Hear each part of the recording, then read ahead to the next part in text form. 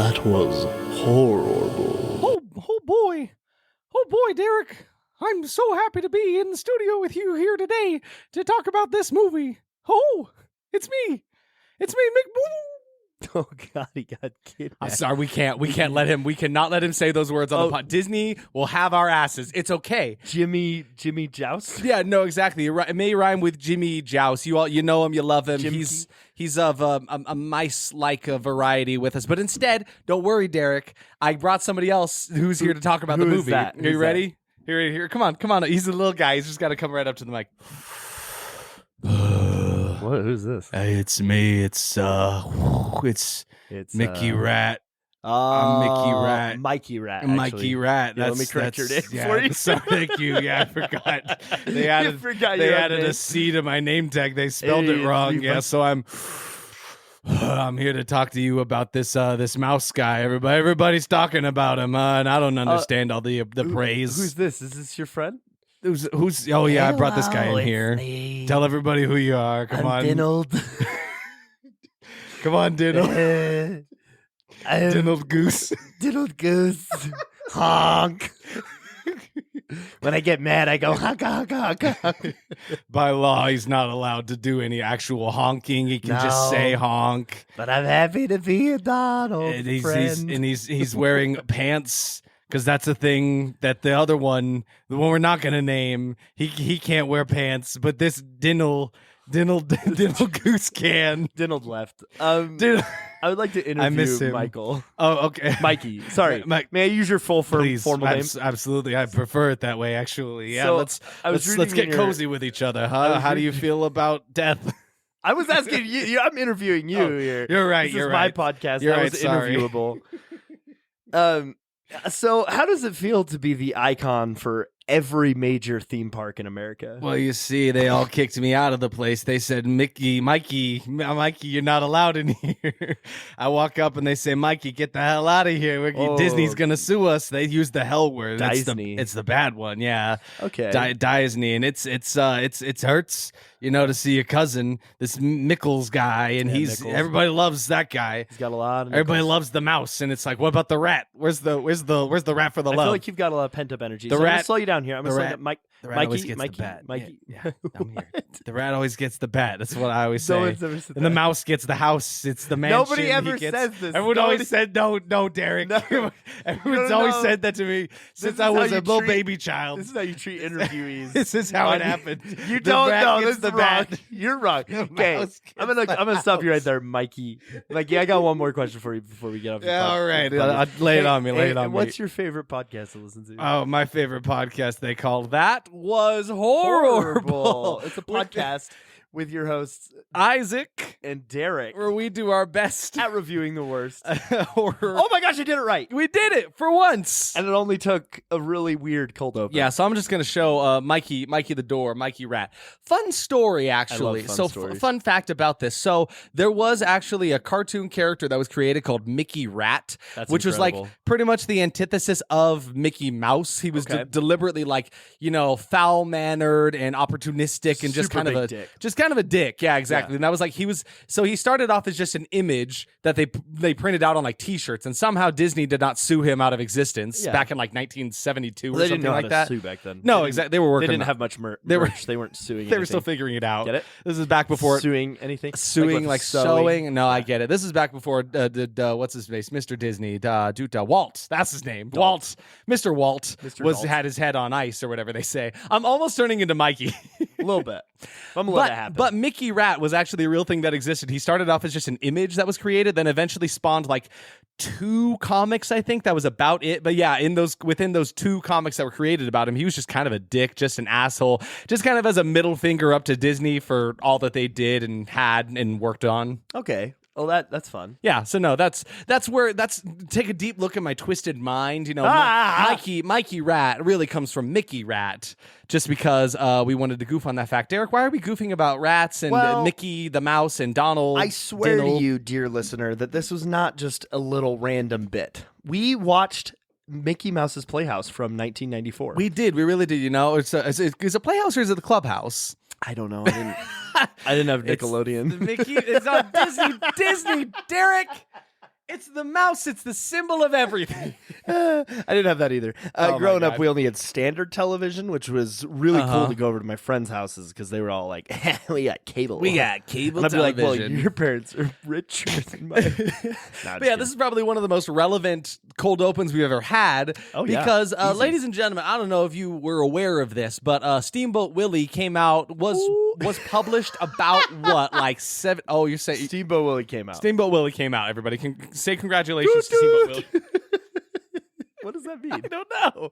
You're laughing about I thought it was funny. Steamboat Willie is tooting and you're laughing. I'm sorry. It's cute. It's an icon for everybody out there. But I love it. So Steamboat Willie, like that iteration of Mickey Mouse, specifically that iteration of Mickey Mouse, came within the public domain on January 1st of this year, 2024. Sure did. And so you've probably all heard about a little thing called Winnie the Pooh, Blood and Honey, and Blood and Honey 2, What's that? where a similar situation happened where Winnie the Pooh comes into the public domain, and now it's like, oh, it would be fun, this beloved character to be turned into like this horror villain monster. Let's make this character everybody loves. Yeah. Terrible. Let's ruin childhoods. And let's really upset what's his name? Jim Cummings? That's Pooh Bear. That's exactly. That's what I'm saying. Exactly. He's not happy the fact that Blood and Honey exists. He's very upset about it. I'm very mad that they made my movie into a mean thing. Yes, but so that was terrible. That's awful, but I also love it at the same time.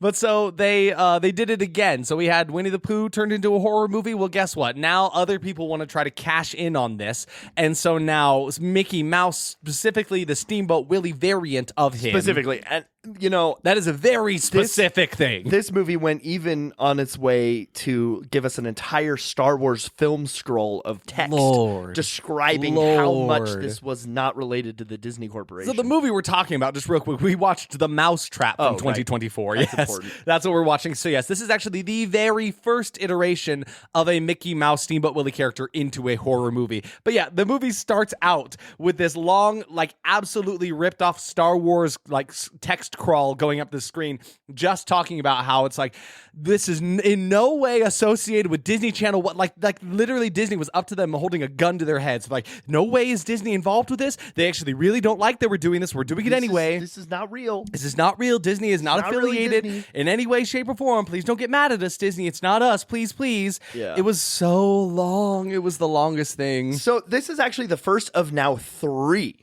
There are 3 there now? Are 3 total. Lord. There's also Screamboat, and there's one that's like, I cannot remember what the other one is. No, and I can't find it either. It's something close. It's some weird pun. Something boat. Steamboat Killy or something. Who knows? I think it might be Steamboat Killy. No joke. When Steamboat Willie came into the public domain, I made a tweet that said exactly that. Like, I'm like, quick, somebody go make a movie called Steamboat Killy. Here's the thing about the next one that's coming out, though. Screamboat. Is that what that one was called? Yes, Screamboat. Yeah, Scream. I'm literally looking at it. I'm such a dingus. You asking me? It's directed by Stephen LaMorte, who was also the director for The Mean One. Oh no! So, it is the same producers, same producer and director. Yes, same producers as Terrifier 2 and The Mean One, which is funny because one of those is a good claim to fame. One of those is a big one. It's like, okay, no, if that would draw me to the theaters. The other one, but they also somehow got fabulous actor David Howard Thornton of Terrifier fame, which is wild, to come and play Steamboat Willie. Which is interesting to me because we actually watched the trailer for this because they actually also showed the trailer at the beginning of Terrifier 3 in theaters as well. But there's a trailer of it. Mickey Mouse in that one is a little guy. He's a little guy. He's small. So it did imply that he grew, though. He gets bigger. Well, he gets bigger. Just like Garfield. Just like Garfield, he gets bigger. But I'm curious to see if he does grow or if he's going to be a little mouse the whole time and how they're going to work with that with a tall actor like David Howard Thornton. With a big steamboat, if you don't grow, how are you going to blow? With a big steamboat, anything is possible. Get on that river and chase your dreams. You fly away on the steamboat into heaven. Goodbye, Willie. My great joke. You're showing my Willie joke. Will you run it by me one more time? Oh, you didn't even hear it, you little dick. You with the steamboat. If you're gonna wait, I don't remember. You're not even. Oh, if you give a mouse a steamboat, no, he's gonna go on a killing spree. No. My joke was, I think it was like, if you're on a steamboat, if you're gonna blow, you gotta grow or something like that. Damn it. I ruined it. Throw in a laugh track here. No, I'm not worthy of it. No. Normally, I would edit in laugh tracks, but not this one. This one didn't deserve. Not worth it.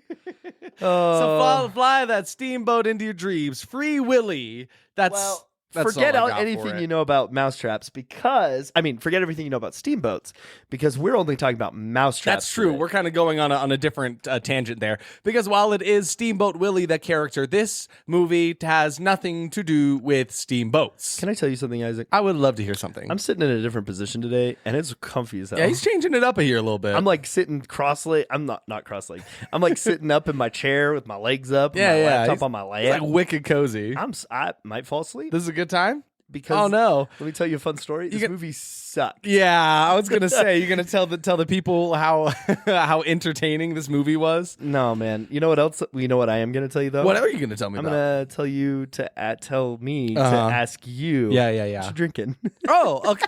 Okay, so you tell me, and then I ask you, Derek. Derek, what are you drinking?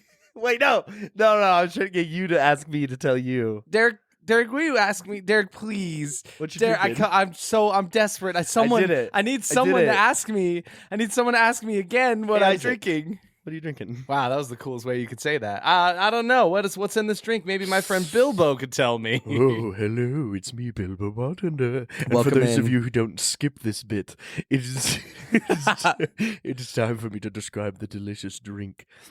Yes, I suppose we go a long time without even talking about who the hell Bilbo even is. Every week we have a fancy little drink fashioned for us by Bilbo Bartender, the bartender spirit that possesses Derek's body from hell. Yes, exactly. And makes us a wonderful little themed concoction. So what are we drinking here today, Bilbo? Well, this movie was too bad to have any real drinks.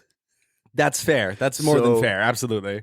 Instead of wasting money on some fake beer bottles like they did in this movie, I filled up some jar with some root beer and some vanilla Crown. Okay. No dead bodies this time. That's none. Zero dead bodies. Well, maybe a little dead body. Okay, thank you. Yeah. I was gonna say that's and Zuby Twist. It's almost sad when he doesn't put a dead body in there. Like it's not worthy of taking a life to Bilbo Bartender. He watches these movies with us, so he knows. He knows exactly what went down in that movie, and that's depressing. Have you ever talked about what would happen if, like, in a million years, the Garfield IP came into the public domain and there was a horror movie about that? Garfield of Horrors, maybe? Yeah. Barfield? That's something. He's like this bile monster. Garfield and then die. Oh, that's good. Yeah, Garfield and die. So it's like the two of them together. Well, yeah, or it's like just like die. Die. Yeah. Is there an exclamation mark in there? Yeah, no, I get like Odie the dog. So he's like this vicious... thought he was normal. You thought he was normal. Pretty good. Derek. That's pretty good. Derek, come on. You don't look proud enough. That's good. That's I'm good still shit. thinking, man. He's plotting all the ideas that come up. Garfield, die. You thought he was normal. Something about John 5:13 can't save you now. What? That's nothing. That's nothing. I got nothing. I don't know. But now, funny enough, I feel like Garfield actually becomes like a horror thing. I remember there was one time you were playing some online game or something. You found a Garfield horror map. Rec Room. It's a VR game. Yeah. It's basically like Hello Neighbor with Garfield as a giant scary monster. Terrifying. It was too. horrifying. I didn't understand the concept. You were supposed to go get lasagna from the dark house or something like that. Stealing lasagna from Garfield. You literally just like spawn across the street. It's nighttime. It's like pitch dark outside. There's only like the light of like the street light outside. And then you get inside the house. It is also dimly lit, and there's no Garfield. And then you suddenly hear like the Garfield theme song playing louder and louder as the Garfield monster runs straight at you. Yeah, it was actually pretty. The first time it happened, it was terrifying. Okay, so he moves so fast. So the first one is thought he was normal. So the first one's obviously just Garfield. Die. Okay. And then the caption at the bottom is you thought it was normal. You thought it was normal. Are you got a second one up your sleeve? Yeah, a little bit. Okay. So like number 2 is like it's like we can obviously bring in Marfield. Of course. I mean, it's the dark evil version. Yeah. But then you could do like something like our Buckle Up. Because this is our Buckle Up. Yeah. That's good. That's good. Is there anything we ain't be Lyman? Is there anything about like lasagna, like Well, lasagna is inherently not scary. No, but exactly. Like you could have a Garfield plot, entirely possible, where John leaves on vacation or something, and Garfield is left alone in his house. Yeah, there's no lasagna left, but the freezer dies, and the Marie Callender's lasagna, because it has to be that one, because they did partner with Marie Callender's to make those Garfield lasagnas. That's not bullshit. That's real life. So, but Garfield opens the freezer, and he's distraught over his shitty movie that just came out. Of course. Be Chris Pratt. It was kind of a flop. Yeah, he didn't make the money back he wanted to. He's got like a garage full of all the toys and the lasagna, the merch that couldn't sell. Nobody will take it. And I think Lasagna Bites Back might be a good. That's pretty good. That's good. Title for this one. No, lasagna. Lasagna. Because he screams. Get it. But he opens up the freezer. Yeah, I got it. Sorry, I'm still in. No, you're in work mode right now. I'm Pepe Sylvia right Derek now. is a man possessed right now. Anyway, so you open up the freezer. You see Garfield open up the freezer, and a beam of light shines in on and shows this lasagna. And Garfield's so excited, he grabs the lasagna, he goes upstairs. Camera pans down. That freezer's been unplugged for a long time. Oh no! That lasagna is moldy as frick. so the bacteria on it has like come to life, taken form in this lasagna that is molded and gross now. It's kind of a venom situation. Yeah. Okay. So how I'm envisioning it is, he goes down the stairs. It's all creepy and everything. He's very happy. He runs upstairs. The door shuts. Yep. You hear the slam. The world shakes, and then that beam of light shows the unplugged freezer. Okay. Then it pops up Garfield, lasagna. Lasagna Bites Back. But then Garfield and Nermal become one in this sense. Whoa. They're not Nermal anymore. So it's kind of like a Venom situation. Yeah. Crazy things start happening around his house. Sure. Odie's dead. That's what happened in Oh Die, right? Yeah, Oh Die. It's kind of one of those titles that kind of gives away the end of the movie, like John dies in the end, It's one of those kinds of things. But I want this to be like a twist movie, so sorry I gave away the twist. The twist in the end is that he is switching between Nermal and Garfield. They were the same cat. So there was never actually, it's like a Dr. Jekyll and Mr. Hyde situation. Nermal doesn't exist. Difference though, Garfield doesn't know. Garfield doesn't know this is happening. Completely unaware of this. Yeah, and it's happening all through the night. At the end of the movie, John walks in with a cross and stabs him. They have to exercise. He stabs him with the cross. Garfield dies. But then that's good. But then so he exercises Nermal out of him.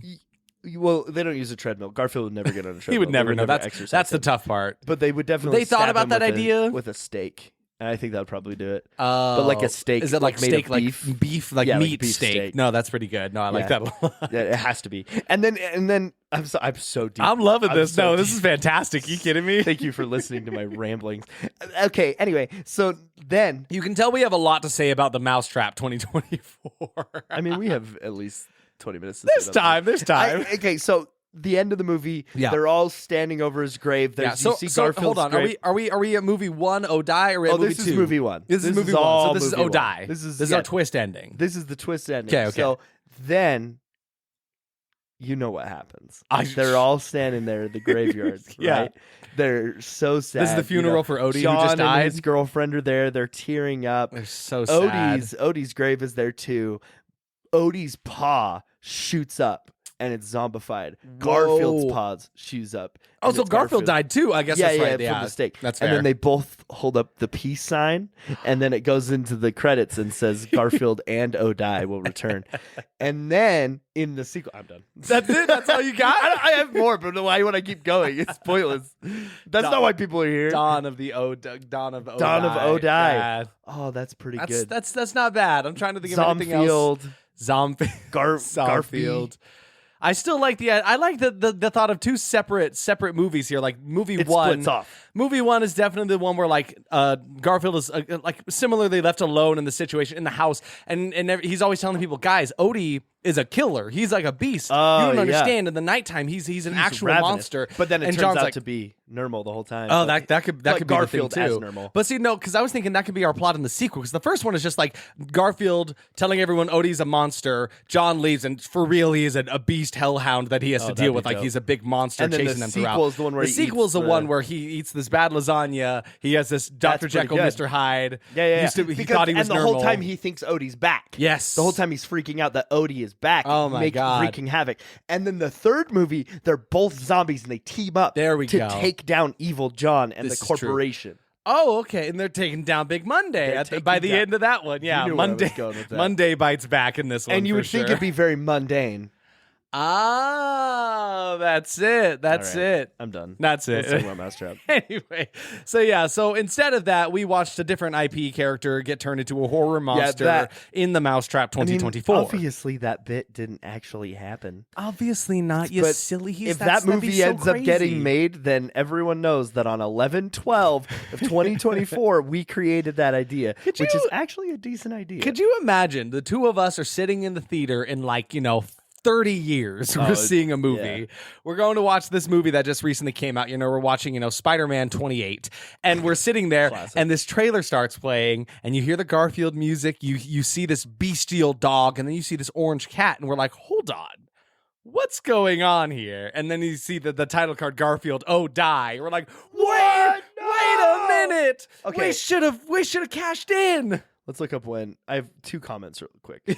When will Garfield enter I don't think it happens till 70 years after the creator dies is the problem. 2072. 2072. So that is 48 years from now. Oh, I think it's after the creator dies, 70 years after the publication, right? I think that's something like that. Something along. I don't know. I'm not a lawyer. But we got a guy who does that. His name is Law Lawyer, man. Yeah, he's awful. He worries about all that stuff for us. 48 years from now. So in 48 years. In 48 years, it's possible. It might happen.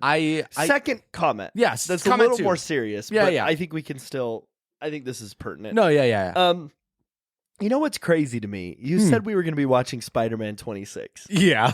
If I, in 30 years, is sitting in my fucking house, and you're like, Derek, did you see the reviews for Spider-Man 26? They're saying Spider-Man's back. They said after this, he's been gone for the past 15, but Derek, he's back. And you're telling me that I get off of my high chair and I get over to the movie theater and I watch Spider-Man 26? 50 and 60-year-old Derek. Oh, my God. Oh, man. That would be... I don't want to think about 30 years in the future. No, me neither. Sometimes I think about that, though, about how things are coming out right now and the numbers keep going up. And it's like, okay, at what point do we just call it a hard reset and go back to zero? Because once you get up to if we have Terrifier 7, I'm like, these are getting a little extreme. Well, that's when you start doing Terrifier Takes Manhattan. Yeah, exactly. That's true. That's probably, we have movies like that, right? Like the Friday the 13th franchise has so many different ones. We are already, as a society, so out of ideas. Yes. I dread for the film industry in 26 years. I don't want to think about it. It's all going to be fake. It's going to be fed into AI, crazy bullshit. I mean, it already is. And we talk about Mousetrap. Mm-hmm. Like, Mousetrap is a movie that could have been written by AI, and I wouldn't be surprised because of how garbage it was. Sorry to give that away. Oops. Oops, all garbage. But you do think about what happens in the next few years when more things are releasing in the public domain. Those are now the targets because in a theory, we're running out of original ideas. In a way, those are the newest things. Those are the most original things to do. So you're taking these things that are original and making a non-original thing with them. Yes, exactly. Or making an original thing with them. But yeah, that's why I love going to see movies that are they take big risks with things just because even if not all of them. No, the substance was huge risk and weird things like that. I just recently watched a movie called Frankie Frico.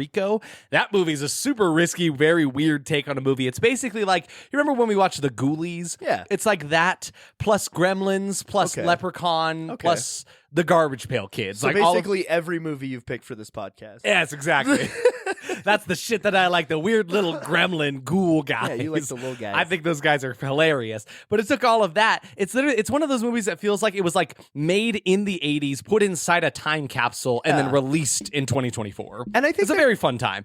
But it was fresh, it's something kind of new. And I love that. And not common is what I mean to say. I do think that that's already what I was just saying might happening, right, with the 80s. I mean, Stranger Things is a great example of this, where they just took the idea of the 80s and put it into a TV show. Yeah, exactly. Right? And as time progresses, we'll keep seeing that. I actually just recently saw, I don't know what the movie is, but there's some movie that I saw, there were people were talking about it. It takes place in the year 2000 or something that. So now we're already doing that. The 2000s have now become a decade. I mean, once the people who lived in that decade are old old enough to make this type of media, they're going to make the media that reflects their nostalgia, right? Yeah, exactly. It's just a natural progression. So it's just going to keep, which is why things like keep repeating themselves. But I think I was going to bring up Onyx the Fortuitous as a movie that took great risks, but then I realized that movie was also just living in the 80s. That movie was entirely homages to something in the past. And what happens... living on those nostalgia feelings, I guess. What happens in 20 years where someone goes back to watch that movie and they don't understand the nostalgia of it? They're going to be like, oh, that movie was mid. Yeah, exactly. They'll be like, well, that was fine. Like, they'll just enjoy it. Because a lot of people can watch those movies without knowing the nostalgia of it. Yeah, but I definitely worry that, like, we're running out of original ideas. That's why anytime you see something that feels original, you're like, oh, hell yeah, absolutely. I love this new thing, because we're not seeing a lot of new things anymore. It's all takes of other things that exist and older things that we're bringing back in some fashion. But yeah, I definitely, like, one of the things I was expecting for this movie, it's like, I feel like it's not going to be that great. The only thing they had was like, if we make it about Mickey Mouse, that's gonna pull people in, right? Just like Blood and Honey did. I really feel like that movie set a precedent for this kind of stuff. Exactly. And we'll see if that actually pays off or not. Yeah, we'll see. Anyway, now that we can get off our high horses. Yeah, we're getting off our high horses. You got on your high horse without even bringing me I'm sorry. into the studio? No, this is not a high horse. This is high horse Palomino. This is Jijorce Jalamino. What the fuck is that? No.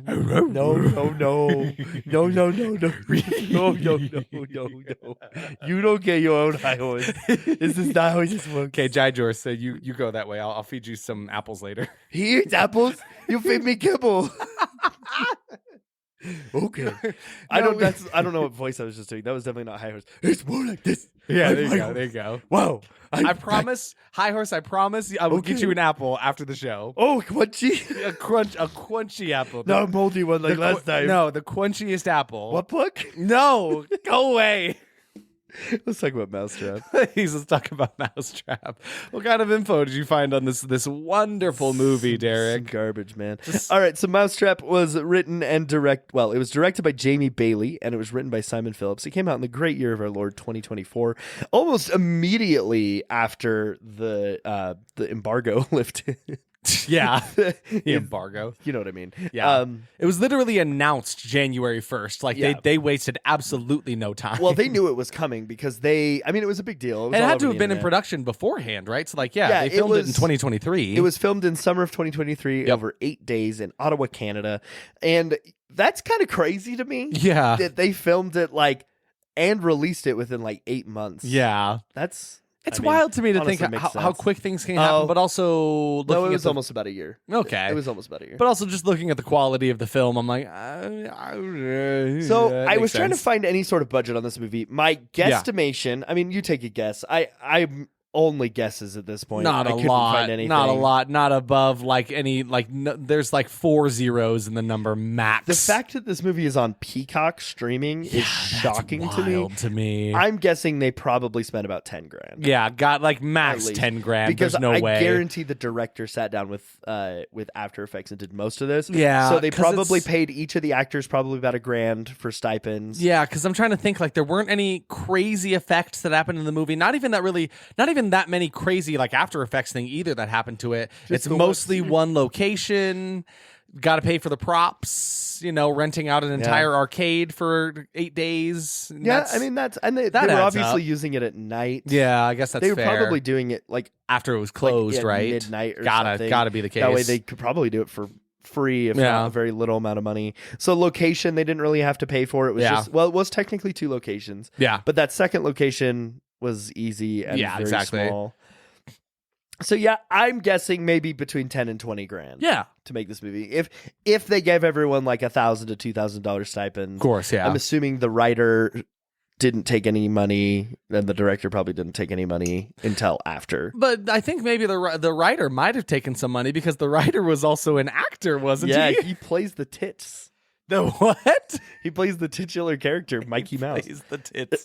Mikey Mouse. He is literally just credited as Mickey Mouse, which is wild because his character is not introduced as such. So if you were to see that before things transpire in the movie, it ruins it. And there goes my first big problem with the movie, but we'll talk about that later. Yeah, we'll come to that. Yeah. Yeah, so this movie was written by good old Simon Phillips. Jim Jim Carrey. No, Simon Phillips is who wrote this movie, and he's behind some other great movies like. I know. Come on, give me that. I'm just trying to find a good one. They're all great, I'm sure. They're all fantastic. You know, he wrote a movie called The Fearway. That's kind of... Yeah, exactly. It's like if a highway was scary.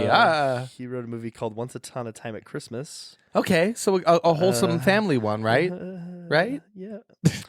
Silent Bite is a movie he wrote that's coming out this year. Oh, so that one's not out yet. Silent Bite: a gang of bank robbers take shelter in a motel after Christmas Eve bank heist. Okay. Unbeknownst, what a fun word, to them, they are not the most dangerous thing seeking refuge on this cold Christmas night. Interesting. Actually, it's kind of a dope poster. Not gonna lie. It's kind of a dope poster. Yeah. You got like a bunch of cool badasses with weapons, and then vampire fangs above a tree line in a forest. That's not bad. That's good poster design. The heist before Christmas is the tagline for that one. Okay, pretty good. Fair. It's not terrible. Points for that. You know, I've definitely seen worse. I guess. No, absolutely. We've seen much, much worse. So this movie is not to be confused with the fabulous Agatha Christie, The Mousetrap. That's very, very different story. Basically, I want to say about that. It was directed by Jamie Bailey. Mm-hmm.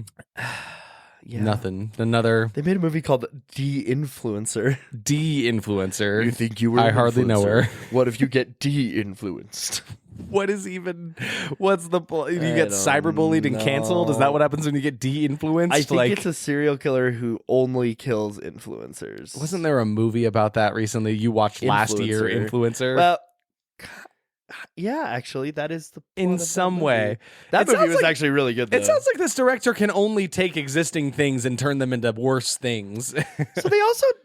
Jamie Bailey also made a horror movie called What Lurks Beneath that came out this year. That sounds familiar, actually. It got 5 nominations. Whoa. 5 awards nominations. What? Did he direct that one? Yeah. Are we... What the... What? Is it like... Oh my God, Simon Phillips is in this movie too. Again? Yeah, what the hell? The Michael Mouse? The Michael Mouse. Oh my God, he plays Brandon. Can you imagine? They have like a cinematic universe where he always pops up as Mickey Mouse. I don't know, this movie looks interesting. It's got a 6 out of 10 on IMDb. Maybe it's a good movie. That's crazy. What were its nominations? Right. It's just like all Best Actor nominations, but it kind of seems like a friend nominated them. Oh, I see. One of those. The Buffalo Dreams Fantastic Film Festival. Best Actor nominated, Best Actress, Best Director, Best Screenplay, Best Horror Feature. So you're telling me that Simon Phillips, who played Michael Mouse in 2024's The Mousetrap, was nominated for Best Actor for something? No, there's no way. It just couldn't. No. Bring him on the podcast. It must be it. Michael. Hey, Michael. Simon, no, not that Michael. Hey, Simon Phillips, if you're listening to this, will you come on this podcast? I have a couple questions. Mikey Mouse I just want to back, everybody. Derek doesn't want to talk to me anymore. I don't. I'm going to fade away into the distance. I don't know why I find it funnier to be an asshole to your characters than to actually just enjoy That's always your go-to thing. I don't know why. I like your characters. I bring in a beautiful cherub boy named Heaven Boy. You're like, get out of here, little kid. Don't bring up that stupid kid. I loved him. He was beautiful. So this movie was actually supposed to release in theaters, but then it just didn't. It just didn't happen. It was supposed to release theatrically in March 2024. I'm curious if that had something to do with A, how bad the movie is, fair, or B, Disney. I mean, it very well could be. Because they use the word Disney in this movie. They use the word Disney. They do use the words Mickey and Mouse together. Yeah. And it's a very weird thing, like where Mickey Mouse stands right now, because like Mickey Mouse, as we know him right now, his common costume and all the Disney, all that kind of stuff, he's not up for grabs right now. But the Steamboat Willie, the black and white version of him, that one is within the public domain. So like it's kind of treacherous waters getting exactly the right thing, which is probably why they had that big stupid title crawl at the beginning, just to really push the point. Really push Please don't sue us, Disney. Okay, so moving forward, I want to clarify something. Me and Isaac are not filmmakers. We do not know a lot about filmmaking. We know more than the average person just because we study it for the last 2 years. Yeah. That is it. It's all we got. So the critiques we're making on this movie should be taken with that grain of salt. Exactly. We're and that's in any movie, right? We're never coming at a movie like, well, we could do it better, here's how we would do it or anything like that. We've just come to like understand movies and how they are made and what makes a good movie, what makes a bad movie, things, commonalities like that, I guess is what we're trying to say. Common mouses. All right. And Michael Mouse is not your common mouse because he's no mouse at all. He's a man in a mask. Yeah. Michael Mouse wears a mask. He's the tits. Michael Mousers. He's the tits. Michael Mousers. Guy Michael Mousers. Like Michael Myers. And he's the tits. He's the tits. Okay. Michael Mousers is the tits. So first, before we get started, my favorite review I saw on Letterboxd. Oh, please. I hate to ask, but Disney, could you please copyright Mickey Mouse again? hey, you guys, will you guys take it back, please? Will you just take it back? I want it back so bad. That was by Aurora with a roaring 509 likes. You know what we have not done in decades? Rotten Tomatoes? Yes, I just now realized we've kind of stopped doing that. Yeah, let's start. There are 6 critics reviews right now on Rotten Tomatoes. Oh, I didn't even talk about scores. Oh, Let me talk about yeah. that real quick. Yeah. So Rotten Tomatoes is currently at a 0 because there's not enough critics to give it, so it's not applicable. Audience score is at 19% though. Letterboxd is at 1.3. IMDb is at 2.5. Nice. So there are only 6. Can we just read all of them? Sure. Let's just get through all of them. First up with John Serba, Mouse Crap! Exclamation That's point. the whole thing. Exclamation mark. Mouse Crap. That's it. Okay, read another one. Phil Hode from Guardian says, the Mousetrap is so dispiritingly slapdash that Walt needn't bother rolling over in his grave. Should we be shocked that an era of cynical corporate filmmaking begets cynicism? Wow, Phil's got a lot to say about these he kinds works of at the things. Guardian. So. That's fair. He is the top critic out of all of these ones here. Jeffrey M. Anderson from Common Sense Media says, an atrocious, unbearably awful slasher movie and a thoughtless cash grab involving beloved characters that have entered the public domain. This absolute waste of time and effort should be avoided. That's just rough. We have one fresh review here of the 6 here. Juanita Davis. Yeah, she's from the Black Cape Medium. Says, Mousetrap is meant to resemble those films only enough to entertain in the moment. This means seeing things like a sudden teleportation power as the silly camp feature it's supposed to be. And that's a very kind review, I would say. What a weird thing to bring up. Josh Bell from Drake and Josh says... No, it's Josh Bell from... Isn't it Drake Bell and Josh Peck? I don't know. They had a baby. And he works for Crooked Marquee, apparently. And he's got a sick-ass picture of himself in his mom's living room. Josh Bell from Crooked Marquee says, a rote plotting slasher movie that has essentially nothing to do with Steamboat Willie. Oh, yikes. He gave the score a D out of alphabet. Out of D for disgusting. It's the tits. Ew. You're just going to keep saying that. No, but that one worked. That one did work. And then the last review of all of these ones is Brian Orndorff from Blu-ray.com says, it's blood and honey all over again with limited effort put into the final production, which is caught between becoming one big goof and one colossal bore. The Mousetrap merely exists to collect a quick buck from the curious. And that's probably the best way to wrap it up with all of them, if I'm being entirely honest about the movie. I miss doing those. I forgot that I'm kind of sad that we stopped doing that. But we've gone to review a lot of movies that don't have critics reviews on Rotten Tomatoes. That's true. So anyway, let's talk about Gladiator 2. It's time. Yeah, let's talk about Gladiator 2. I hear the Pedro Pascal is up in the mix. Heard it's mid. Is it mid? Shit. Yeah. Okay, let's talk about Mousetrap. And we've talked about it. Now it's time I've been waiting for that movie for like 20 years. I don't want to talk about it. Oh, God. All right. So expectations starting out. Generally... wasn't expecting a great time, I'll be honest. No, I was expecting to lose brain cells. No, absolutely. My first formal expectation was just that it's going to be trying way too hard. We watched the trailer, and I'm like, they're really pushing for this to be something it is just never going to be. They really wanted it to be like, this gritty, like new take on Mickey Mouse. It's just fucked up Mickey. Yeah, and I was not ready for that. My first one is nothing to do with Steamboat Willie. Oh, yeah. Just absolutely nothing. Yeah, mine said no cool backstory, just a guy in a mask, because that's all we got from it. He doesn't look mouse-like at all. It doesn't look like there was going to be any like fun themed kills or anything like that, because we've seen there were things like that, like the mean one. While that movie was not that great, it was like there were themed kills that I found fun, and and the character of the mean one was enjoyable enough. Yes, right. It was also actually the Grinch, right? Yeah, David Howard Thornton. But it speaks a lot to a movie that can like kind of be salvaged by its antagonist being good, but also not this time around. Absolutely not. So yeah, just a guy in a mask. Absolutely rough dialogue. Oh, yeah. I mean, Steamboat Willie had no dialogue. No. So they had nothing to go on. It's a silent cartoon. So maybe if this movie was a silent film, I would have liked it more. That would have, honestly, that's the way to do it. Let's have a Steamboat Killy movie where it's all silent. I kind of want to make the Garfield movie. I'm like, we should really sit on that egg. Can we do that as a short film? Yeah, we pretend we copyright this. About that. Everyone forget. On the count of 3, everyone's going to forget. 2, what was it? What were we talking about? I don't know. Something about Third cat. Expectation. I think. Third expectation. I said it feels like it was originally just a normal slasher movie, and then they had Mickey added to it. Because I feel like it was one of those things where when it was conceived, they're like, okay, so we're gonna have kids at an arcade, and then there's gonna be some killer that comes and ruins the day, and then they catch wind. Oh, what? Mickey Mouse is coming into the public domain? Well, gee, that worked really well for those Blood and Honey guys. Let's get up in there and let's get Mickey Mouse up in here. So I felt like it was really going to feel that way, where like it was just a slasher movie that they slapped a Mickey Mouse mask onto a character, called it a day. Isn't the voice still trademarked? Because the voice was not in. I think it absolutely is. I think that's why he can't talk like this. Yeah, he can't talk like that. Oh, Donald. Can we talk like that? I think we're going to get arrested. Oh, gosh. You've been a bad boy. Oh, no, the Disney snipers have their sights on us. No, Derek. Hey, they killed Confetti. Yeah. Oh, they killed Dinold. They killed Dinold Goose. Dinold.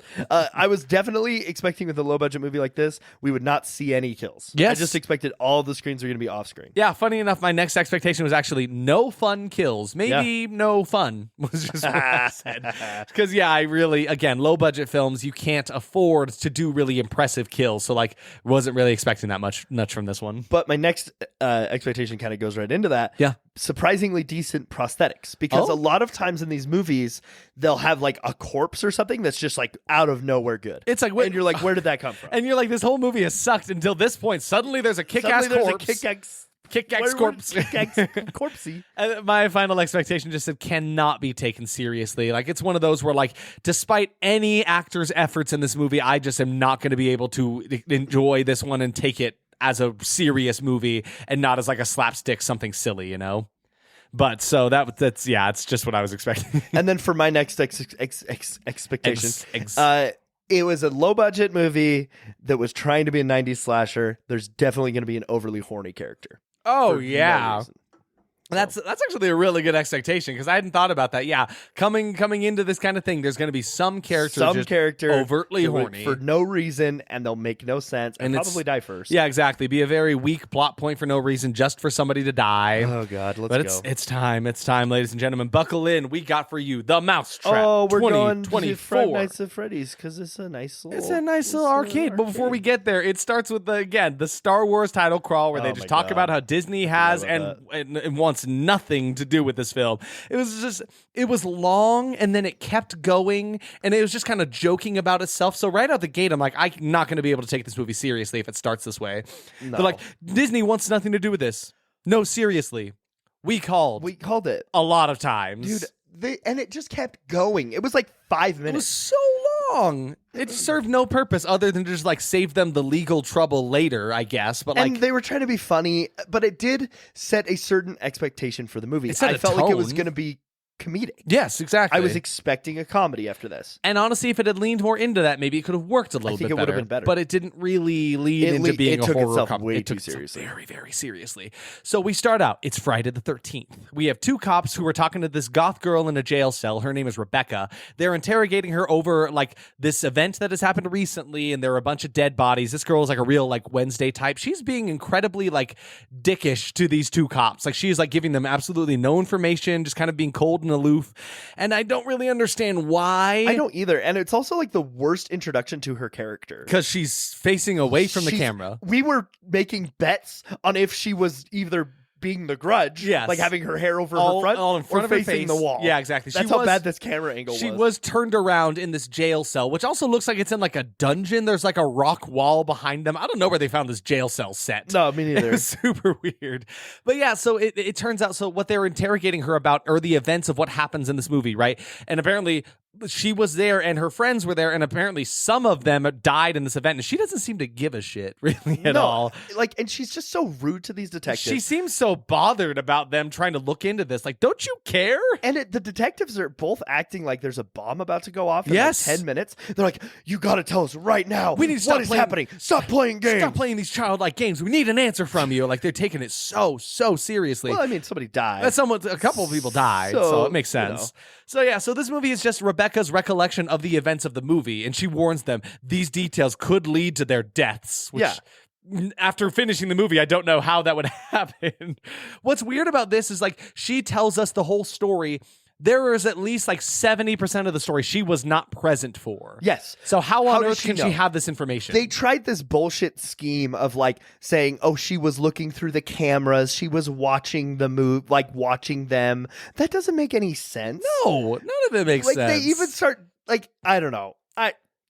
It's stupid. There is actually a point in the story where, like, because like now throughout the movie, it kind of bounces back and forth between telling us the story and then bouncing back to the cops in the jail cell. Mention that anymore. No, exactly. But so it's just funny because like throughout it, they're like, well, hold on, how could you have that information if you were here and this was happening? She's like, these people told me. They're like, wow, they had a really good detail. Even they're kind of making fun of themselves and their poor writing. It's like their excuse for having shitty writing here. Yes, was just to make fun of it. It's terrible, and that doesn't make it better. No, that doesn't help it. And it almost seemed like they were trying to make us not trust this character. Yeah, that's true. In a sense that it's like... I super didn't. No, I mean, me neither, but I didn't trust her as an actress, so how could I trust her character? That's fair. But like, it was something so weird about this whole jumping back and forth thing where I'm like, wait, were you there or were you not there? It's hard to tell, and none of it is necessary. And whose perspective am I watching this movie from? Exactly, right? Because, the movie does not all entirely take place from Rebecca's perspective. In fact, a very small amount of it does. I would argue none of it does. She's hardly in the movie. Yeah. It's super weird. But so this I'm sorry to cut again, but I thought that Rebecca was that main character. And she wasn't. Because remember, I was like, where did she get all these like cool jewelry? Cool goth jewelry. Why did she change? And stuff? But then you were like, that's not the same character. It's a completely different character. Because, so now going into the story proper, this all takes place at some arcade called Fun Haven, which is an actual real location. Because I actually thought about that. It shows the front facade of the building. I was like, is that like a CG thing, or did they spend a bunch of money to make a fake arcade, or does it just exist? It exists. It's a real place. Ottawa. Yeah, so it's a place in Canada called Fun Haven. It's a real arcade. This place looks sick as hell. It looks kind of cool. There's a roller coaster inside of this place. Dude. There's like bumper cars. Like it's crazy. I don't know if there's bumper cars. I might have made that up. Either way, it's a fun place. I don't see bumper cars on their website. You may have just made. I may have just made that up. Sorry. The bumper cars! Bumper cars! Escape rooms, bumper cars. Roller coasters, laser tag. Michael Mouse could have just had a fun day at the arcade. You know what I'm mad about? What are you mad about? We didn't really see the laser tag course. They talked about it. They exist within it. We hardly see it at all. So to start the story proper, it takes place at Fun Haven. There are these two employees that have to stay late because somebody booked a last minute party. It's like 15 minutes till close. It's these two girls. It's Alex and her friend. Something that her name doesn't really matter. She comes back later, and I really don't care. Jaina is her name. Girl. Yeah, so it's Alex and her friend Jaina. Alex is like, the nice person. She's like our final girl type character. Jaina is like the friend who's just really bad at her job, doesn't give a shit about anything. So their boss, his name is Tim something. He comes to them. He's like, hey, I'm British, and I want you guys to stay late. I'm British. I'm gonna go sit in my cool room. They talk about the fact that he's British like 6 times in the first conversation, like it's going to be relevant, and then it never ever is. It literally never does. So he basically, no offense to Madeline Kellman, who plays the woman, the friend Jaina. Yeah, Jaina. I'm sorry. Derek, I think it might have been the script. Yeah, and I hate the telling people that definitely couldn't be helped, but like your performance, you did what you could with the script, but my God. You were such a worthless character. It had the vibe of like, you need an extra actor for your film project for school. Yeah. You grab a friend who doesn't want to, but is doing it as a favor to you. Yeah. She has other credits on. She's doing more stuff. That's crazy. It's good for her. Like, get out there, keep going. Keep going practicing, I would say. Maybe get a better script. It's something like that. Know. But yeah, so the opening conversation is very long and nothing. We literally sat there with each other. We're like, nothing is going on in this conversation. conversation. Nothing is happening. It was horrible. So the point of the story is that they have to stay late for a party, which is funny because you never see them actually tending to this party of like a bunch of kids. Also, you don't actually see any of them. Also, the entire theme park Fat Cat style arcade is completely turned off. Absolutely empty. Like, all of the machines are off. It is obviously the middle of the night. Yes. Like maybe 1 a.m. You're not fooling anybody. Like really, really. So anyway, now here's a wild turn of events. The manager, he goes into this back room. I guess they have like a theater room. And in there, he puts on this old film reel of Steamboat Willie. Yeah. He just has it on a literal film reel. He does. Puts it onto an actual projector, threads it through and stuff, and he starts watching Steamboat Willie. He has like this little like old school movie, like little like diorama, and it has a vintage Mickey Mouse mask in there. So it's like, okay, that's where the mask comes from. Yeah, that's what's going to happen there. I like to believe that that's actually the writer's like house. Oh yeah, that is actually his he just has a theater room in his house, and he has this like old because it's pretty dope. Like it's cool. No, I just don't see anyone doing this realistically. No, like, exactly. I just took care of these girls at my job. I'm gonna go home and pour myself a and he's got like a drink. He's got a drink cart there too, so he pours himself a glass. And as he's watching the movie, as he's watching the Steamboat Willie on this little film projector, he starts hearing like this laughter, like this wicked laughter. Exactly. And so he's like, what's going on? So he like stands up with his drink and then he spills a little bit onto the wire. Yeah, exactly. Spooky whistling going on. He spills it onto the wire connecting to the projector. And then he turns around. Behind him on the screen, Mickey Mouse disappears. He's gone.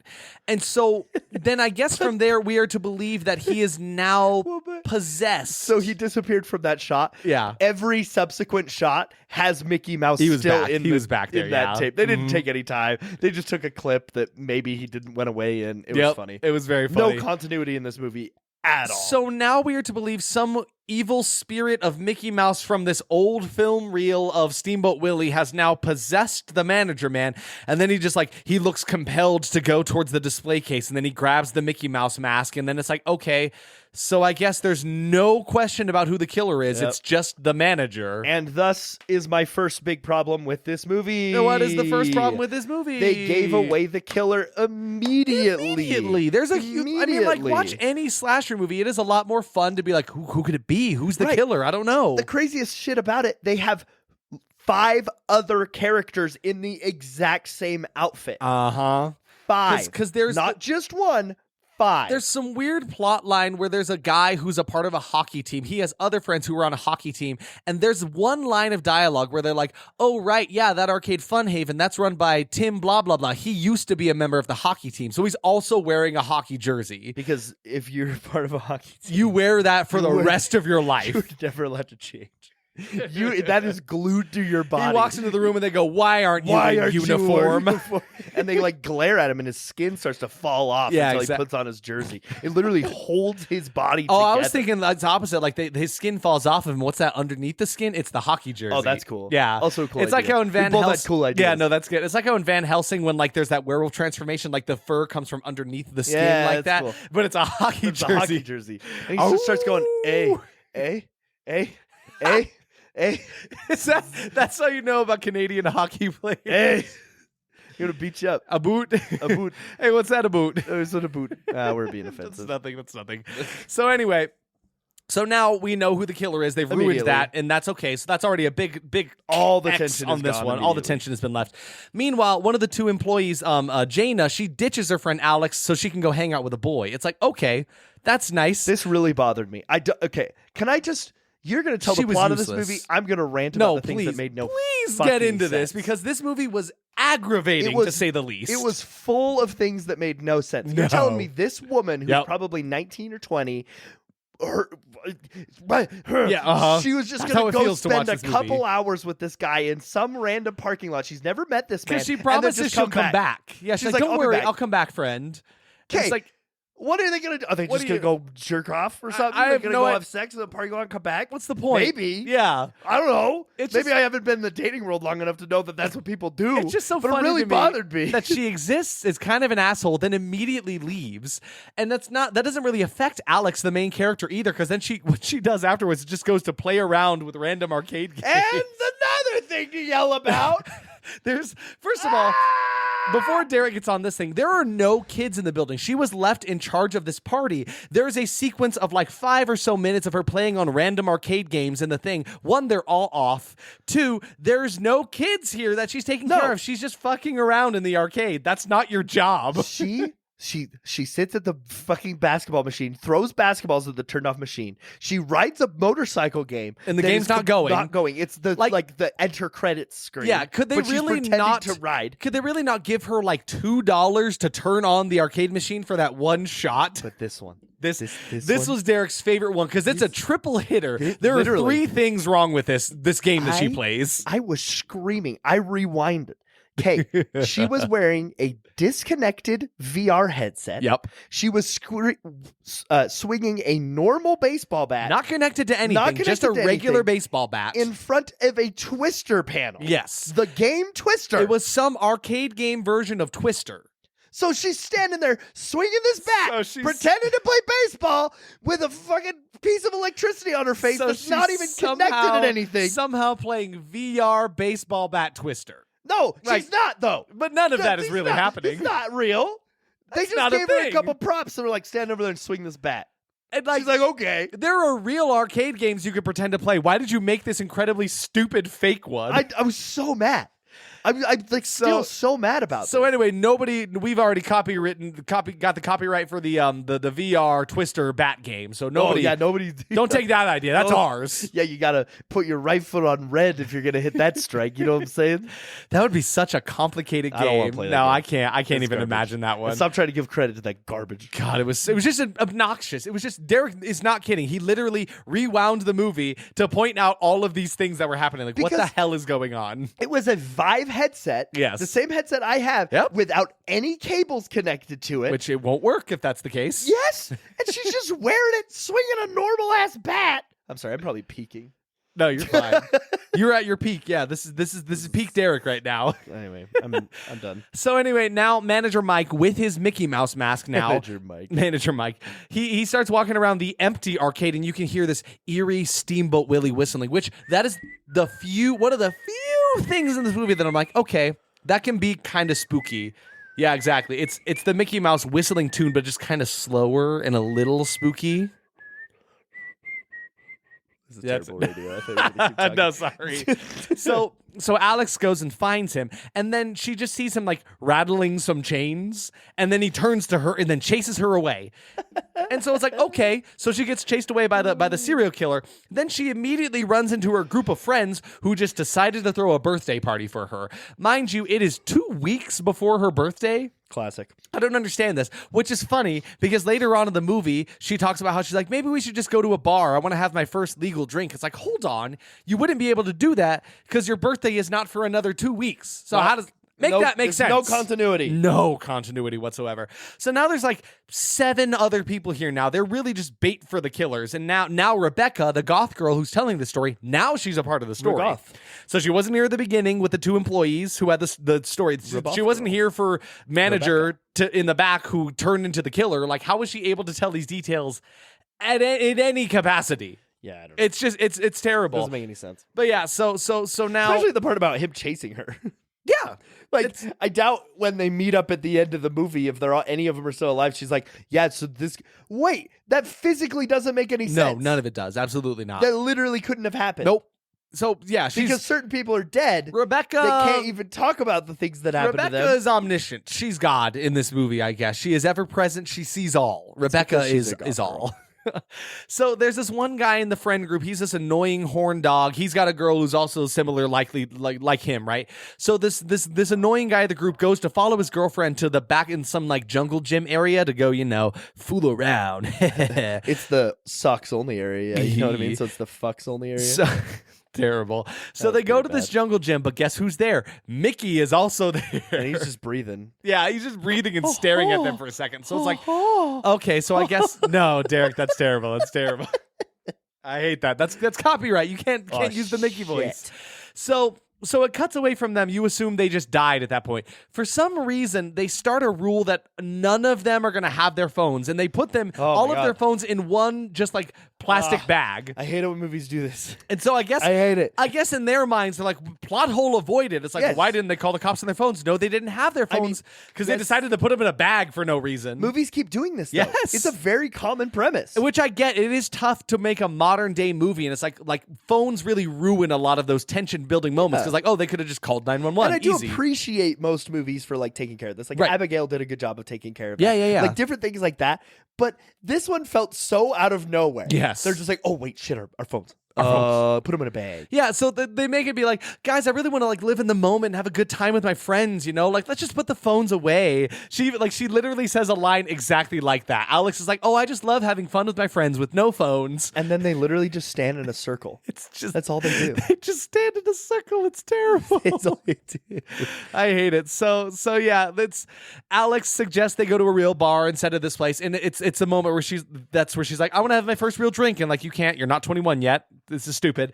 So there's this douchey hockey guy tries to make a move on Alex. She's not into it. So there's it's not even worth mentioning that plot line. They definitely put him in the hockey jersey to be like, maybe let's make people think that he's the killer. Yes. I think they were trying to make us think there were two killers. Which I think, they're trying to do something like a Scream kind of thing, but it's just you can't have that when you showed us right out the gate who the killer is and how it happened. You know, there's only one mask, so it's not like they can swap places very well. It just really ruined the whole thing. But yeah, the only reason he is worth mentioning because he has a crush on Alex, right? He knows this other dude in the group named Marcus also has a crush on Alex, right? So there's a bit where he like calls his hockey buddies. He's like, hey, will you guys come to this arcade and kind of rough him up a little bit? Just say, hey, stay away from Alex. She belongs to this guy, right? So there's some cutaways to like a bar with some other people that we'll come back to later who they're members of the hockey team, right? So they're going to leave the arcade right now, right? As they leave, there's just a large chain locking the front door. Comically large. Yes, like a cartoon. It's crazy. They're like, well, I guess we're stuck in here now. Let's go look at our phones. They go to take the sack of phones. It was replaced with like literal like children's like toy phones, which is kind of funny in some way, yeah, no, that's nothing.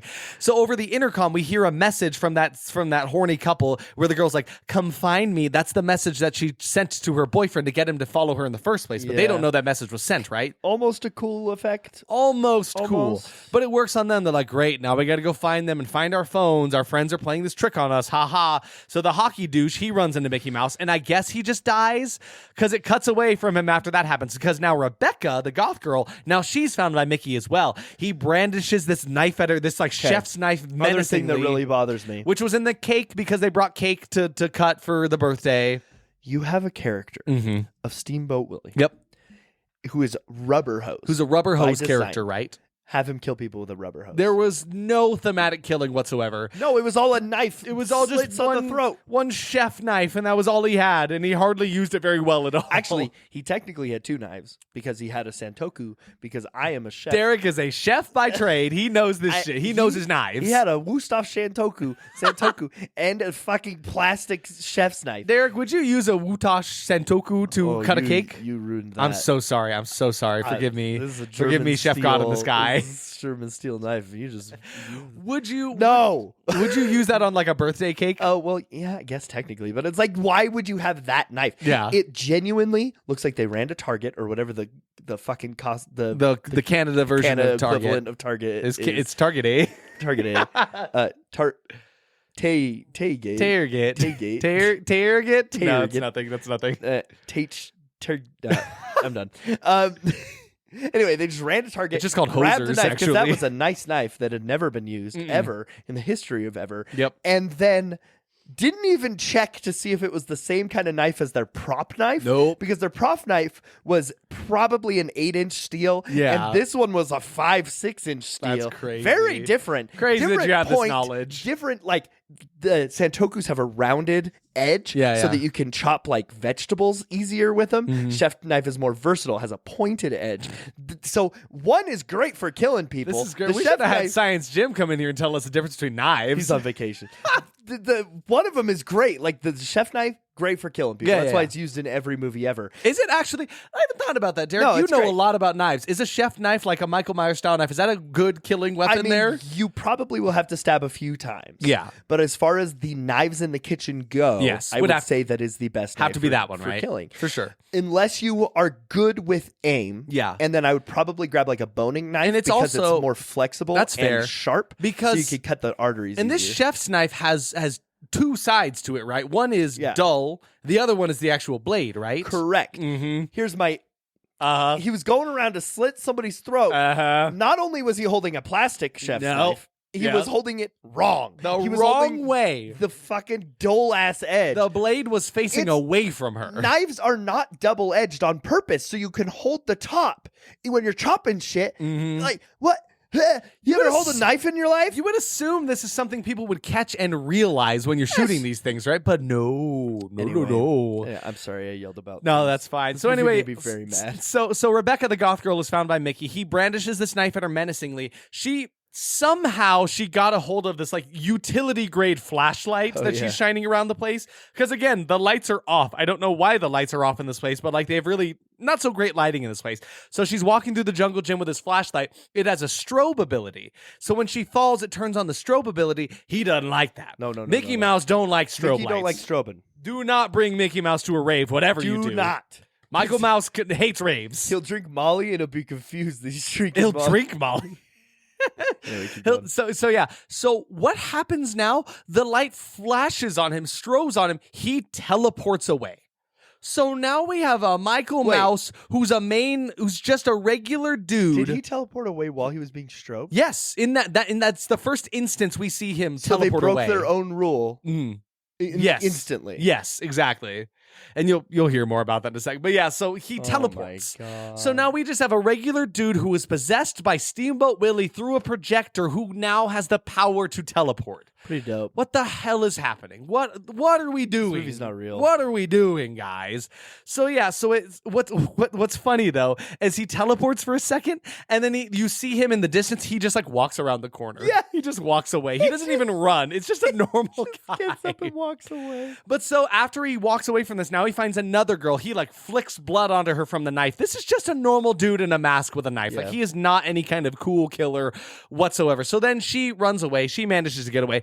There's a weird tender moment between this nerd character Marcus, who's into Alex, and her.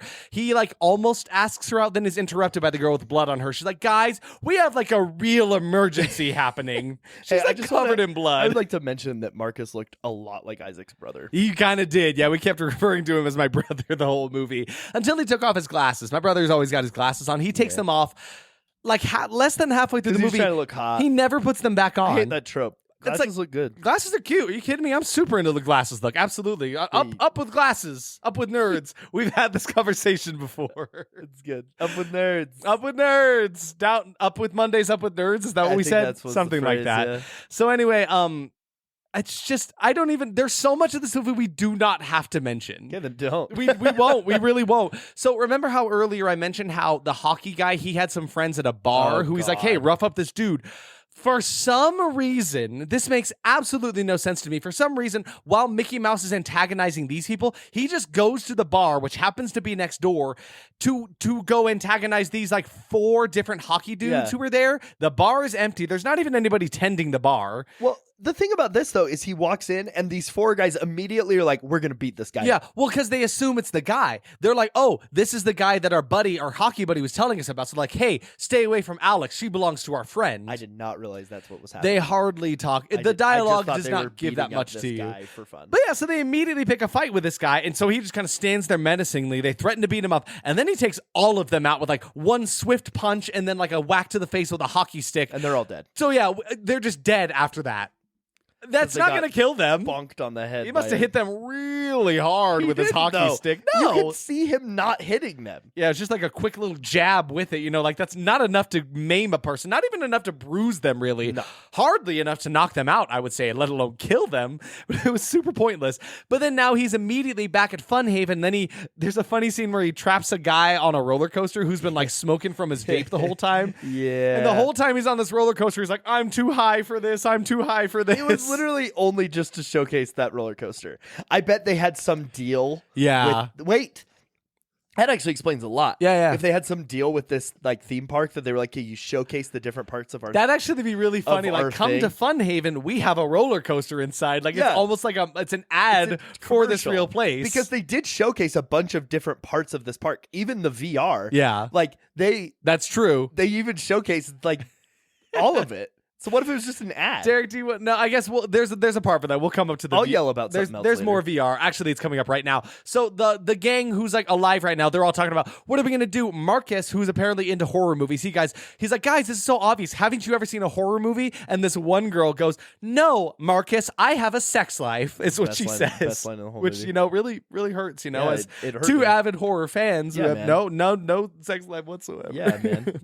Anyway, so Mickey keeps antagonizing this one girl who has a VR headset on, and so what he does is like she's playing this VR game. He'll be right behind her. She'll take off the headset. He teleports away. She's not. Then she puts it back on. Then he's back antagonizing. He's like just like standing next to her breathing. But Derek, will you tell me about how she's playing this VR game? She's not playing VR. Because first of all, what's hilarious about this is like she's playing it. You see her playing with these controllers in her hand, air quotes around controllers, which Derek will tell you about in a second. But it cuts away to a completely like fantasy, this like knight fighting a dragon in like a really shitty digital VR world. It's terrible. Derek, tell me about VR in this setting. So at least this time it's like hooked up to something. Yeah, it's actually hooked up. She actually has controllers in her hands, except barcode scanners. They are not actual controllers for a video game. She was holding barcode scanners. They literally look like what it is. You know how at an arcade you get points, you go to the prize counter, right? Ticket it's one of the things where you just scan to get the tickets. I guarantee they were like, we need something in your hands. You need something in your hands. Not the gun. No, not the gun. Not the cool ass actual controller for this thing. Yeah. Which is probably behind lock and key. That makes sense, actually. Yeah, because those are loose items you can get stolen or So they just grabbed the barcode scanner from the gift counter. And oh my god, it was so stupid. No, it's terrible. So now, just moving. It's a lot of nothing that happens in this movie. Is all we can say. It's so hard. So the remaining few who are trying to figure out the situation, they pull the fire alarm in a hopes that it's going to bring the fire brigade to them. Right? They're like automatically they're going to come to this location because Mickey Mouse cut the phone lines forever ago. Yeah. Also, it's worth mentioning when he's in person, Mickey Mouse doesn't talk whatsoever. Nope. But over phones and over the intercom, he talks in this like twisted little you want to play a game kind of voice. Like he's trying to be this antagonizing kind of cool character. It never works really at all. I didn't really enjoy it that much.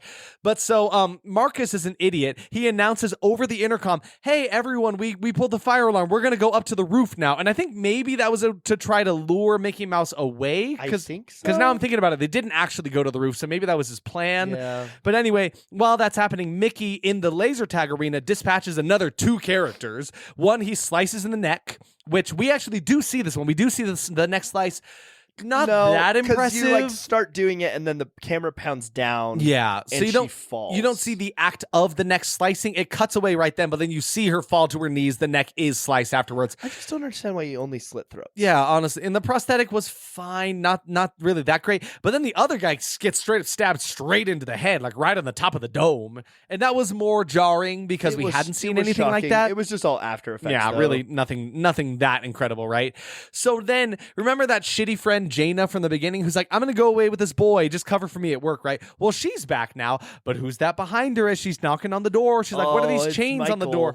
Michael Mouse stabs her in the back, and then she just kind of slowly turns around. She looks like she's normal, actually, then she gets stabbed again in the front. She just seemed fine. So it's like there was no purpose to this character whatsoever. She just dies later. Then, was she the one who fell to the ground with a knife in her? I think so, yeah. Because he was holding the Santoku knife. Yes. And then she fell to the ground, had the other knife in her. It was inside of her, yeah.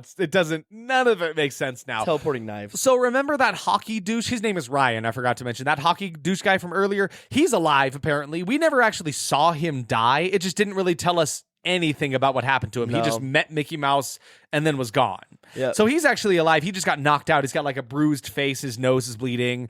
And so now, there's a group forming together right now. Mickey Mouse shows up again, and then somehow Marcus, the nerd character, manages to sneak up behind him and take that baseball bat from the VR Twister baseball bat experience. Oh my God. So gets a really good swing to the back of the head on Mickey. Yeah. And it kind of shows again, he is just a guy who has teleporting powers, but like, I don't really understand this. What we do learn about his powers, though, is that they trap him under a chair for a moment, and they're flashing the strobe light onto him. He can't use his powers while he is being strobe light. Keep in mind, the first time we see his powers, he uses them when he's being he's being strobed. Exactly. It doesn't make any sense whatsoever. It's so stupid. So what does Mickey do? He just swats away the flashlight that's strobing on him. Then he manages to teleport away. It's like, what is even happening? So then the group just runs basically around the corner. They're like, all right, guys, game plan time. We really need to figure out how to use the strobe light, and we're going to trap him in this location. So what they do is they talk out loud to Mickey. They're like, all right, Mickey Mouse, we're going to challenge you to a game of hide and seek. If we win, we get to leave. If you win, then you get to do whatever you want to us, right?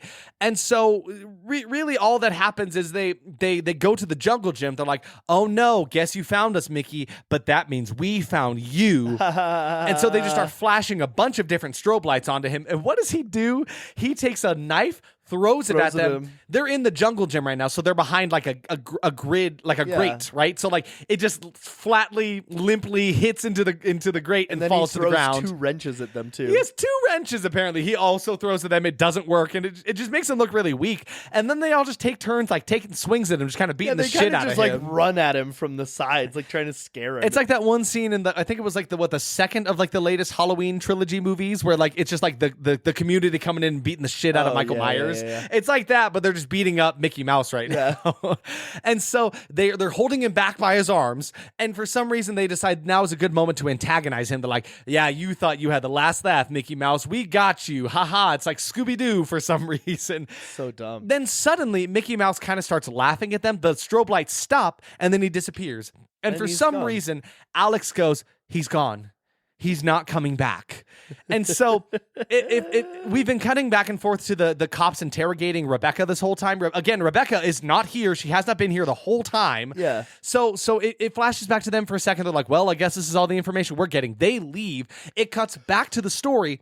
And then after Alex says he's gone, he's not coming back, a sudden change, Mickey Mouse pops up behind Alex and then takes her head off with one clean swipe of like a machete. It was like a sword, like a full sword. It's like a whole ass sword. Like where did he get that? I don't know, dude. It's a pretty jarring, like, whoa, he just completely beheaded Alex. And then credits. And then, yeah, literally, that's all it is. The movie ends with all of the friends looking shocked. And then Ryan goes, that guy was a total and then roll credits. Cut. Yeah, so you want to say he wanted to use the C word, but like capitalism. So it's like, yeah, exactly. Capitalism is it's Mickey Mouse. That's not too far off.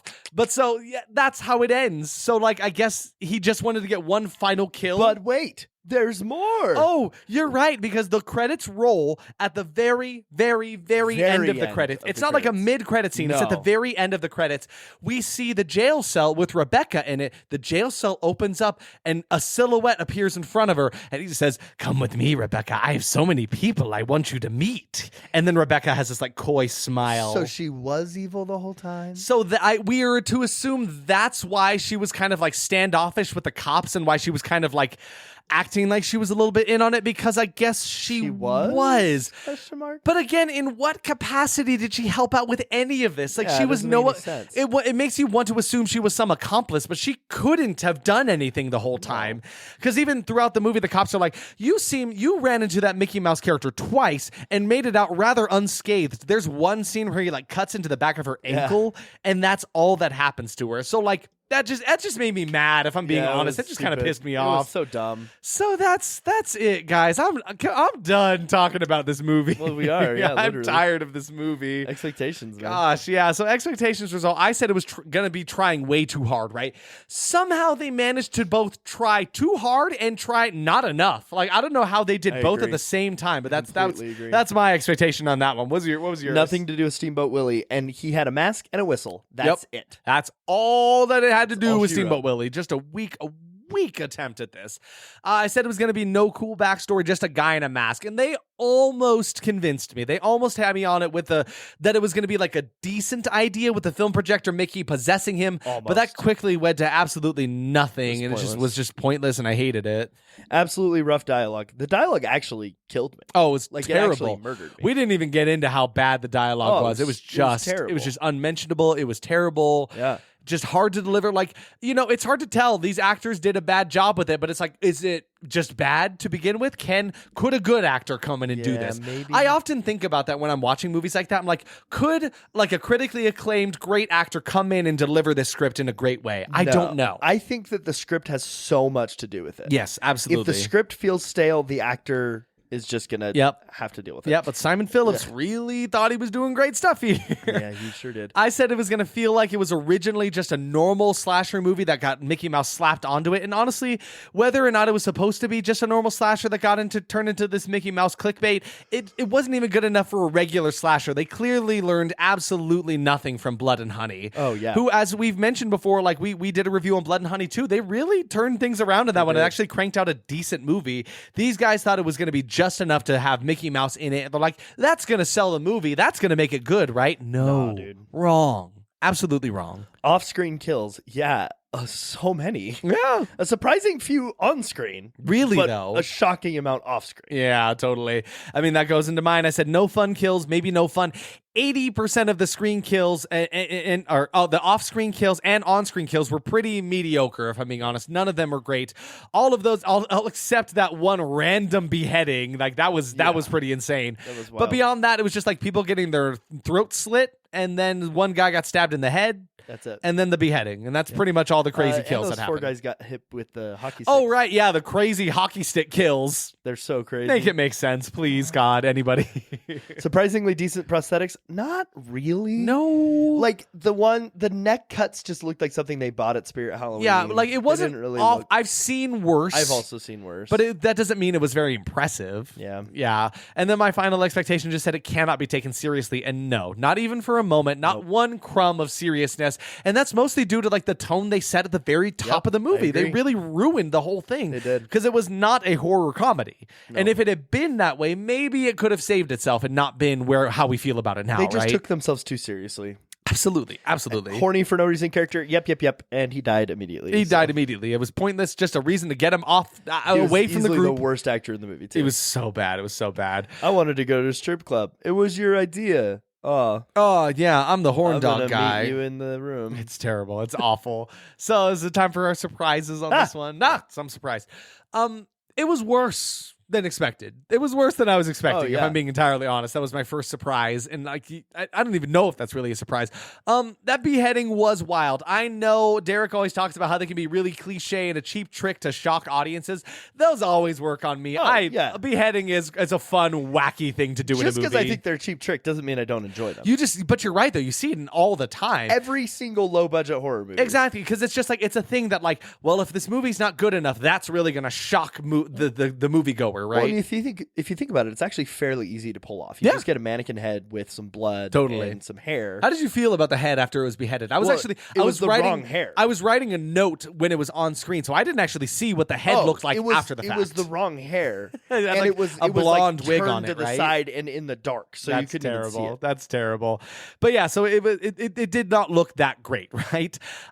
Every decision that the characters made was just so baffling. Why did Mickey just go to a random bar next door? What was the point of that? Just for him to kill these people and then come straight back to the people? Like, everything was just aggravating. Like, why is this happening? Why did they make this decision, right? I was pretty shocked at what surprised me was that the main character, the manager guy, has a beard, and it would stick through the mouth of the mask, and that just made me laugh. How does that even happen? I don't know. It was really funny. It felt like one of those things like you have to forcibly pull the beard through the mask to even make that happen. Right? It had to have been a choice. Yeah, I was surprised at how they immediately told us who the killer was and how. Like, I hate that. They really should have saved that reveal till like close to the end, right? Because like you mentioned, it kind of made it seem like they were trying to do this whole like could there be 2 killers because he kind of teleports around the place? Yeah. No, they told us there was the one killer, and then they also told us that he teleports, so that's how he could do that kind of stuff. I really would have liked it if they saved those reveals for later to keep an iota of suspense in this movie, right? And they really just kind of failed at that.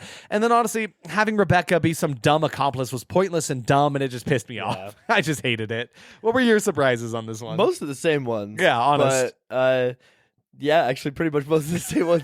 So like Rebecca being bad, the head that was stupid, the head chopping. I don't know how that still surprises me though. Yeah. Like out of all these movies we've watched, it still happens and still surprises me. And will probably continue to happen. Yeah, and will continue to surprise me. The one in The Omen still gets me probably the most. Oh yeah, that one was crazy. Anyway, the fact they took slasher so literally with just a knife. They're like, we're just gonna slash. Not enough for me personally. No, it wasn't. Again, honestly, like you mentioned, if they had someone take a rubber hose and killed someone with that would have been great. The movie would have given it a star for me. I would 2 stars. Just for that one. That's a funny joke and a cool kill. It's true. It's true. The source material mattered not at all. No, not at all. Absolutely not. And then my final surprise. This may be my new #1 worst movie. It's so bad. I think it's awful. I cannot think of a terrible movie in the last 80 movies that is anywhere close to making me this upset. It's just so disappointing for this to be the first of the Mickey Mouse horror movies and to have it have, like you mentioned, nothing to do with the source material whatsoever. At least the other 2 seem to be taking place on a steamboat. So I'm like, okay, you guys automatically get points for trying on this one, right? Yeah, exactly. Yeah, it's terrible. So, verdict. I mean, is it any surprise to anybody? My verdict here is that was horrible. Same. It was horrible, laughable, unwatchable, really. The dialogue was dismal, the performances were bland and forgettable, and the entire plot was absolutely frustrating and agonizing to sit through. Maybe we don't all need to try our hand at making public domain characters horror villains. We can't all be the next Blood and Honey. I know it's working well for them, and honestly, like, I am intrigued to see what they got coming out. Too. Like, has anybody seen the they've got a clip going around for the animatronic for the Pinocchio in the Pinocchio Unstrung? I'm gonna say it's looking really good. Really cool. And that's just, coming from the practical effects, the animatronics fan within me. Like, it's good looking good there. They are actually doing cool, good, unique shit with it. It's not enough to just put an IP character in something and just like, well, that's all it needs. So, like, for me, I would avoid this Mousetrap at all costs, no matter how good the cheese smells. Thank you. Good night. Pretty good. That was horrible. Mousetrap was as close to being a bad movie as you can get. Yeah, the actors didn't care. The writing was sloppy. The cinematography was a mess, and it just made me sad. They didn't think of any clever ways to use their villain. Nope. Had kills that were unrealistic and no real tension or scares at all. Not saying I could do any better, but let's maybe let Disney have Mickey Mouse back. I don't want any more of these. Yeah, no, please, Mickey, go back. Go back to them. I'm going home. Go back to your ex, Mickey. Blah, blah, it is me. What's up, Triv? It is Count Trivia Mouse. You're the only character. You're the only character of Isaac's that I don't hate. You don't hate me? What's because you love me, Derek. Yeah. We're in deep love with each other. Shush. I just got off of the steamboat and boy are my arms tired. Toot toot. Yes. This is nothing. Can I you told Derek give me the trivia. Derek, you wrote this on the card. You told me this would kill. You told me this would kill and everyone would laugh. Died. Oh, look, blood bag, blah. I'm going to take his trivia card. Blood bag, blah. So, the mask used in the film is actually a vintage 1960s Mickey Mouse mask, albeit repainted in black and white. So, like, it is an actual Mickey Mouse mask that is, it's actually kind of a cool older one. So, they didn't fabricate it themselves. That's it was cool. One they probably found on, like, eBay or something. Who knows? Like I mentioned before, it is the first ever horror feature film containing Mickey Mouse of at least 3. Who knows how many more are going to be made, right? The Mousetrap was originally set for a worldwide theatrical release in March of 2024, but suffered several delays that made it be released through video on demand in the United States on August 6th by Gravitas Ventures. Principal photography took place in Fun Haven, an amusement arcade in Ottawa, Canada, over the course of 8 days in the summer of 2023. This is all stuff we've already mentioned before. This is really interesting to me. It is where was I going here?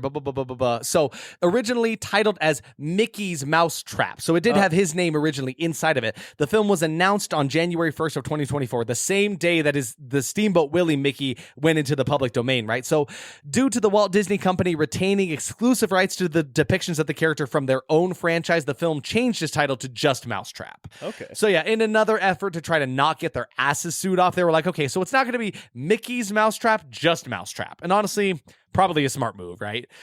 This is really the way that the director and the writer of this movie talk about it. They're so proud of it. They really are. They're so up on a high horse about this movie. Because here it is. Speaking to Hollywood Reporter, director James Bailey stated, "We just wanted to have fun with it all. I mean, it's Steamboat Willie's Mickey Mouse murdering people. It's ridiculous. So we ran with it, had fun doing it, and I think it shows." Bailey just right there, I'm like, wow, he thinks it's a great movie. He thinks it's a fantastic movie. And props to him for not having his spirits crushed. Way to be proud. Yeah, way to be proud. Bailey also expressed surprise that there were not more similar projects and that they were among the first to create such a film, as the crew thought we'd be lost in the shuffle. To be completely honest, they really thought there would be more of these things. Wow. In this quote, it says the film avoids referring to the titular villain as Mickey Mouse, but it definitely, they call him Mickey Mouse once or twice. A few Absolutely. times at least. While ensuring it's very clear who it's supposed to be. Bailey, we're Jamie Bailey. We're not surprised at who it's supposed to be. Is it obvious though? I suppose not.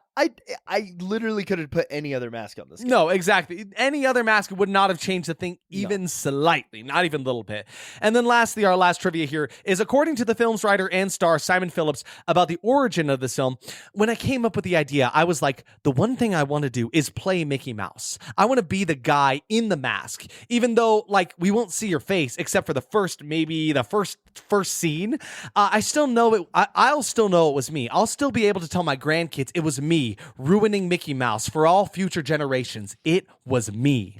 So egotistical. What a thing to be proud of. What an ego. I can't believe that someone out there was like, I'm going to do this. I'm going to change generations. Yeah. Because I doubt, and maybe there is people who are part of Blood and Honey who are we're proud to be ruining these children's futures with Winnie the Pooh. Sure, but just to so brazenly just be I'm ruining these things. I'm so proud of that. I'm going to tell my grandkids I'm going to write my own script and star in my movie. Gather around the fire, children, and I'll tell you about how I ruined Michael Mouse. Oh, Daddy, Grandpa. Why'd you ruin it? Oh, Grandpa, at this point, Walt Disney's head has been unfrozen and he rules the world now. That'd be pretty dope. That's a crazy story. That's a new horror movie when Walt Disney himself comes into the public domain. WD Head. Yeah. So anyway, that's WD Head. That's terrible. That is the end of our little ramble here on the Mousetrap from 2024. Thank you so much for joining us here. Derek, do we have a movie for next week picked out? We don't. We super do not have a movie picked out for next week. Do you want to watch that new Megan Fox movie? The new what? Yeah, the horror movie that's bad. I have no.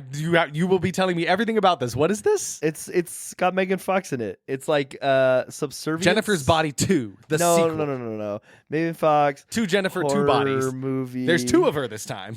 Jennifer Takes Manhattan. Not Till Death. Subservience is what it's called. This is a horror movie? It is. Okay. And she plays a deadly AI. Let's see if it's bad enough, though. I'm going to be really embarrassed if we went through this whole trouble and it's not even... Yeah, what... I feel like I remember you mentioning this to me or something. I mean, it's got 46. 46 is a little high. It's a little up there, but I'm curious. But it's still rotten. It's still rotten. And that's all we need, right? We just need that rotten review in there. So we want to say Subservience? You want to do it? Yeah, let's do it. All right, so Subservience. Catch us, and then in the next couple of weeks, we'll be checking out Subservience. I'll read you the starring Megan Fox. Megan Fox stars as Alice, a lifelike artificially intelligent android who has the ability to take care of any family and home. Looking for help with the housework, a struggling father purchases Alice after his wife becomes sick. Alice suddenly becomes self-aware and wants everything her new family has to offer, starting with the affection of her owner, and she'll kill to get it. This is definitely an episode of Family Guy. Yeah, no, that definitely sounds like an episode of Family Guy. So catch us next week. We'll be watching that. Before we send you on your way, we have got a Garfield horror scope for you to check out. Yeah, dude. It's a pretty quick one here, actually. It's 3 panels long. First panel, John says to Garfield, behave yourself. Second panel, Garfield says, that I can do. Third panel, Garfield is asleep. He is sleeping. I want to be the Z. You want to be the Z in his speech bubble as he is sleeping. I want to be the I'll be Garfield deciding that that is something he can do. He is capable of doing this. Okay. So what's this Z like? So you know how when you're sleeping you normally get zzz. So in this panel you get one capital Z. Yes, one big Z, not several Zs. This is such a great example of how to be outstanding in your field. Okay. This capital Z is all that is needed to show Garfield is asleep. Yeah, it's one of those things where it was a group effort and everybody bailed at the last minute. All the other Zs called in sick, and their dog had to go to the doctor. You know, there's all these excuses. It's just this one Z. And he's doing it. And he's outstanding in his field, doing a wonderful job. It's incredible. So be that Z. Be that Z. Be that Z in the world. Go take it easy, if you will. Exactly. And then Garfield here, he knows his capabilities. He knows exactly how to behave himself, and just know your limits. Know what you are capable of, and you got this. Take that scenario that came up to you. Tell yourself, I'm the man for the job. I'm the woman for the job. Exactly. I'm the non-binary person for the job. I am the person to be in this exact position. No sweat whatsoever. I got this. And so that's you this week. Be the Garfield who's like, I know how to behave myself. How would I behave myself? I sleep. That outstands in their field. Yeah. So stand in your truth. Know that you are capable of doing whatever it is that's coming at you this week, and go outstand in your field as this big Z. That's Z. big Z. So that is us. Thank you always for joining us. If you want to check out any of the other stuff we're up to, we now post a bunch of not so horribles, which are like becoming more common for us, which I love. I love those too. I hope you guys enjoy those as much as we enjoy telling about just doing those videos, because they're so much fun. Yeah, but those basic review. So those ones also exist in the regular flow. Like you can find them on anywhere you find podcasts. They are also on YouTube though. Yeah, so you can find the full video format of that if that's your style. We've discovered in our old ways that kiddos kind of like watching that kind of stuff. The youngins. So if that's what your style is, we have them up on YouTube now. Oh, we also have other social medias. Please, if you want to see what we're up to, go follow us on Instagram at _was_horrible, Twitter at TWH Podcast, Facebook at That Was Horrible Podcast, YouTube at That Was Horrible, and finally TikTok at That Was Horrible. That Was Horrible. That Was Horrible. Thank you, as always, for joining us in this horrible place, checking out all these things. Are they terrible, as everybody says? Are they kind of good? This one, not so much. Not a great time. Not great. Often we find, the joy in a lot of these things, but this was not one of those situations. Like I said, it's the closest I've ever felt to calling a movie bad. Honestly, though, and that's the thing. They can't. Sometimes the critics are right. Sometimes they get it. They're right. But yeah, so thank you for joining us. Thank you. As always, Garfield be with you. Stay spooky.